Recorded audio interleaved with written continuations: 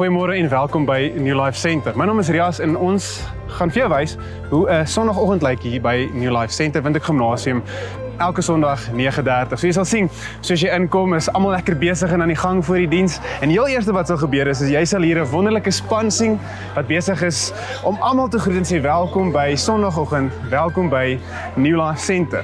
Nou baie belangrik by New Life Center vir ons persoonlik is kinders. So jy sal sien dat soos jy inkom, het ons spesiaal kinderkerk. Wat beteken dat jy gaan, voor jy in die deur ingaan, gaan jy jou kind inteken hier by hierdie pragtige mense. Miskien nie beere drukkie gee, maar dit is vir ons vreeslik belangrik dat kinders ook op hulle vlak leer van Jesus Christus. So jy sal kom, jou kind se naam, nommer, al die belangrike inligting invul en dan hulle hier los sodat jy gemaklik kan gaan sit en ervaring met die Here het.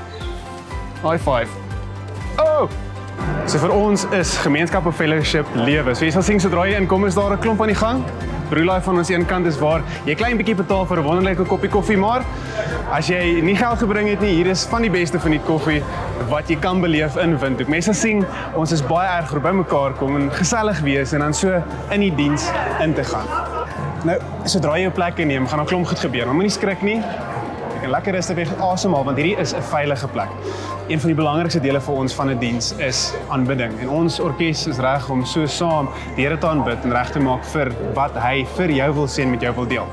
Ons prediking is tussen 15 en 25 minute, wat beteken dat ons dienste tussen 'n uur en 10 minute sal wees. Wat wonderlik is dat as jy vir die eerste keer hier is of jy enige inligting wil hê, dan sê jy sien op jou stoel, sal 'n connect-kaart wat jy dan kan gaan en invul, sê hoe oud jy is, as jy 'n gebedsversoek het of net meer wil weet, is jy dan meer as welkom om hierdie vormpie in te vul. Of as jy net enigiets wil weet van die kerk, is hierdie die plek om te gaan, waar ons dan vir jou meer kan sê, meer kan deel en dan ook jou connect vormpie kan vat. En dan onthou altyd baie belangrik, sodra jy daai connect vormpie gee, dan is daar verniet koffie vir jou by Brewlife.